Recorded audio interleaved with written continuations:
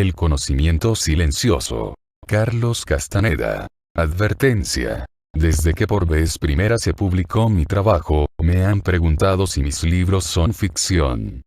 Y yo he manifestado continuamente que lo que he hecho en mis libros es describir fielmente las diferentes facetas de un método de instrucción utilizado por Don Juan Matus, un indio mexicano brujo, para enseñarme a comprender el mundo en términos de un grupo de premisas que él llamaba brujería. El aprender a manejar de manera inteligente el mundo de la vida cotidiana, nos toma años de adiestramiento. Nuestra preparación, ya sea en el razonamiento mundano o en temas especializados, es muy rigurosa, porque el conocimiento que se nos trata de impartir es muy complejo. Idéntico criterio puede aplicarse al mundo de los brujos. Sus métodos de enseñanza, los cuales dependen de la instrucción oral y de la manipulación de la conciencia de ser, aunque diferentes de los nuestros, son igualmente rigurosos, puesto que su conocimiento es tan, o hasta quizás más, complejo que el nuestro. Introducción. En varias ocasiones, a fin de ayudarme, Don Juan trató de poner nombre a su conocimiento. Él creía que el nombre más apropiado era nahualismo, pero que el término era demasiado oscuro. Llamarlo simplemente conocimiento lo encontraba muy vago, y llamarlo hechicería, sumamente erróneo. La maestría del intento y la búsqueda de la libertad total tampoco le gustaron por ser términos abstractos en exceso, demasiado largos y metafóricos. Incapaz de encontrar un término adecuado optó por llamarlo brujería, aunque admitiendo lo inexacto que era. En el transcurso de los años, Don Juan me dio diversas definiciones de lo que es la brujería, sosteniendo siempre que las definiciones cambian en la medida que el conocimiento aumenta. Hacia el final de mi aprendizaje, me pareció que estaba yo en condiciones de apreciar una definición tal vez más compleja o más clara que las que ya había recibido. La brujería es el uso especializado de la energía, dijo, y como yo no respondí, siguió explicando.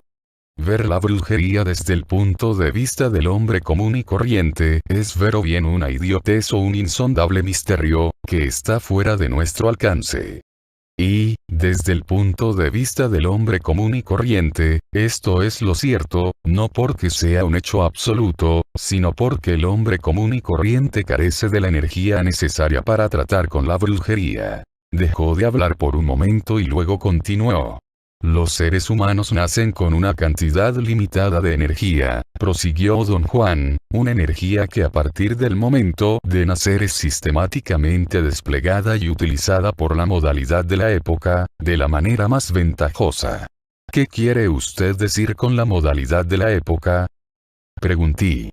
La modalidad de la época es el determinado conjunto de campos de energía que los seres humanos perciben, contestó. Yo creo que la percepción humana ha cambiado a través de los siglos. La época determina el modo de percibir. Determina cuál conjunto de campos de energía, en particular, de entre un número incalculable de ellos, será percibido. Manejar la modalidad de la época, ese selecto conjunto de campos de energía, absorbe toda nuestra fuerza, dejándonos sin nada que pueda ayudarnos a percibir otros campos de energía, otros mundos. Con un sutil movimiento de cejas, me instó a considerar todo lo dicho. A esto me refiero cuando digo que el hombre común y corriente carece de energía para tratar con la brujería, prosiguió. Utilizando solamente la energía que dispone, no puede percibir los mundos que los brujos perciben. A fin de percibirlos, los brujos necesitan utilizar un conjunto de campos de energía que habitualmente no se usan. Naturalmente, para que el hombre común y corriente perciba esos mundos y entienda la percepción de los brujos, necesita utilizar el mismo conjunto que los brujos usaron. Y esto desgraciadamente no es posible porque toda su energía ya ha sido desplegada. Hizo una pausa, como si buscara palabras más adecuadas para reafirmar este punto. Piénsalo bien, continuó, no es que estés aprendiendo brujería a medida que pasa el tiempo. Lo que estás haciendo es aprender a ahorrar energía. Y esta energía ahorrada te dará la habilidad de manejar los campos de energía que por ahora te son inaccesibles. Eso es la brujería. La habilidad de usar otros campos de energía que no son necesarios para percibir el mundo que conocemos. La brujería es un estado de conciencia. La brujería es la habilidad de percibir lo que la percepción común no puede captar. Todo por lo que te he hecho pasar, prosiguió don Juan, cada una de las cosas que te he mostrado fueron simples ardides para convencerte de que en los seres humanos hay algo más de lo que parece a simple vista. Nosotros no necesitamos que nadie nos enseñe brujería, porque en realidad no hay nada que enseñar. Todo lo que necesitamos es un maestro que nos convenza de que existe un poder incalculable al alcance de la mano. Una verdadera paradoja. Cada guerrero que emprende el camino del conocimiento cree, tarde o temprano, que está aprendiendo brujería, y lo que está haciendo es dejarse convencer de que existe un poder escondido dentro de su ser y que puede alcanzarlo. ¿Es eso lo que usted está haciendo conmigo, don Juan? ¿Está convenciéndome? Exactamente. Estoy tratando de convencerte de que puedes alcanzar ese poder. Yo pasé por lo mismo. Y fui tan difícil de convencer como tú. Y una vez que lo alcanzamos, ¿qué hacemos exactamente con ese poder, don Juan? Nada. Una vez que lo alcanzamos, el poder mismo hará uso de esos inaccesibles campos de energía. Y eso, como ya te dije, es la brujería. Empezamos entonces a ver, es decir, a percibir algo más, no como una cosa de la imaginación, sino como algo real y concreto. Y después comenzamos a saber de manera directa, sin tener que usar palabras. Y lo que cada uno de nosotros haga con esa percepción acrecentada, con ese conocimiento silencioso, dependerá de nuestro propio temperamento. En otra ocasión don Juan me dio otro tipo de definición. Estábamos entonces discutiendo un tema enteramente ajeno, cuando de repente empezó a contarme un chiste. Se rió y, con mucho cuidado, como si fuera demasiado tímido y le pareciera muy atrevido de su parte el tocarme, me dio palmaditas en la espalda, entre los omóplatos. Al ver mi reacción nerviosa soltó una carcajada. «Tienes los nervios de punta», me dijo en tono juguetón, y golpeó mi espalda con mayor fuerza. De inmediato me zumbaron los oídos. Perdí el aliento. Por un instante, sentí que me había hecho daño en los pulmones. Cada respiración me provocaba una gran molestia. No obstante, después de toser y sofocarme varias veces, mis conductos nasales se abrieron y me encontré respirando profunda y agradablemente. Sentía tanto bienestar, que ni siquiera me enojé con él por ese golpe tan fuerte y tan inesperado. Don Juan empezó entonces una maravillosa explicación. En forma clara y concisa, me dio una diferente, y más precisa, descripción de lo que era la brujería. Yo había entrado en un estupendo estado consciente. Gozaba de tal claridad mental, que era capaz de comprender y asimilar todo lo que don Juan me decía. Dijo que en el universo hay una fuerza inmensurable e indescriptible que los brujos llaman intento y que absolutamente todo cuanto existe en el cosmos está enlazado, ligado a esa fuerza por un vínculo de conexión. Por ello, el total interés de los brujos es delinear, entender y utilizar tal vínculo, especialmente limpiarlo de los efectos nocivos de las preocupaciones de la vida cotidiana.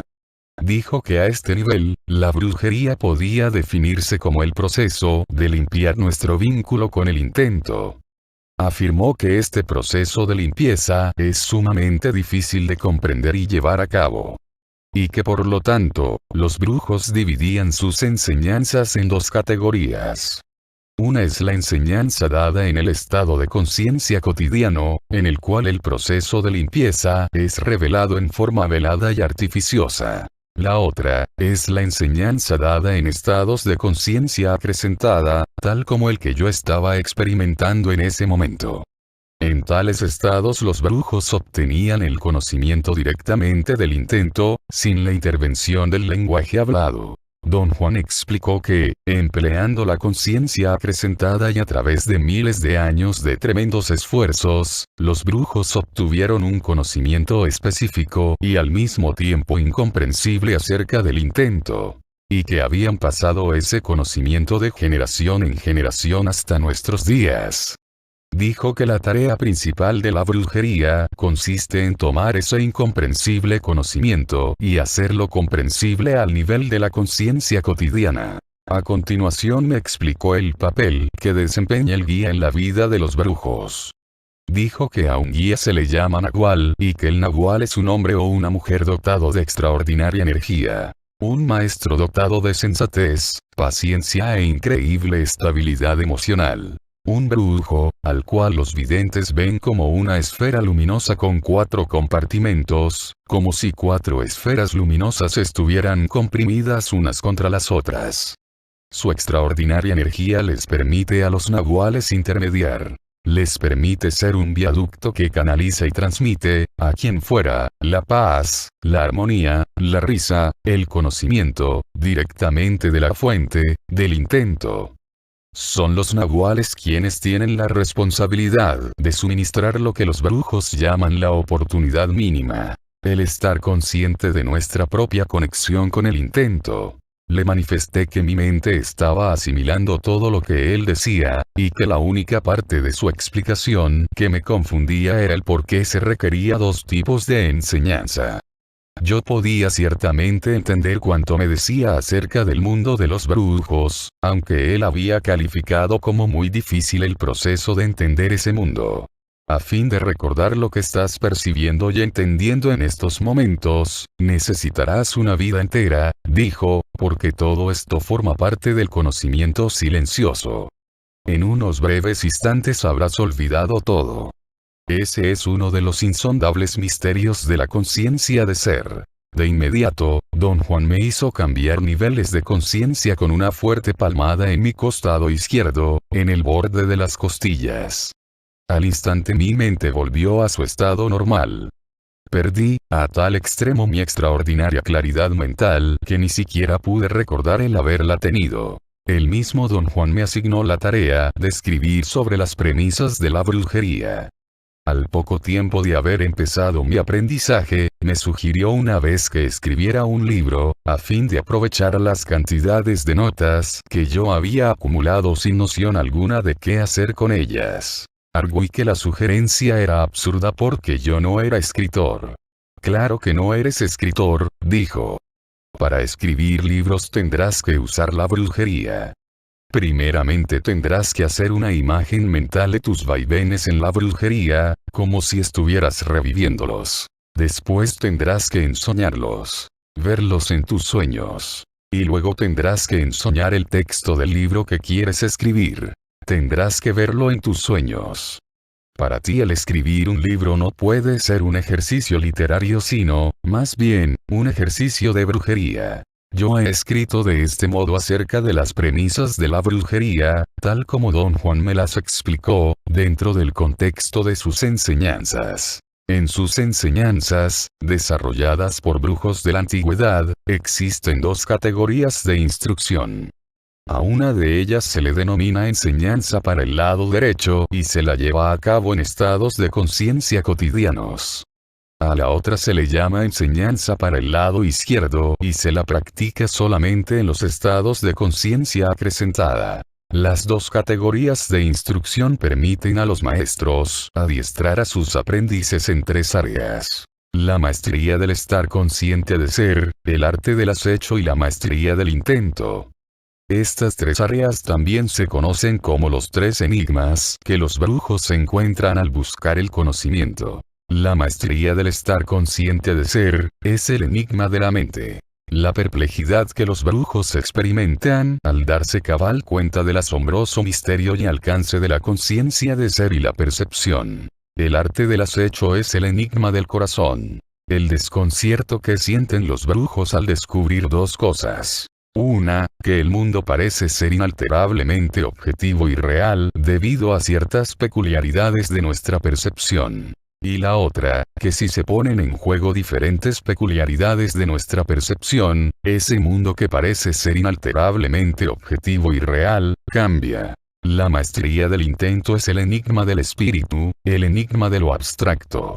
La instrucción proporcionada por Don Juan en el arte del acecho y la maestría del intento se basaron en la instrucción del estar consciente de ser.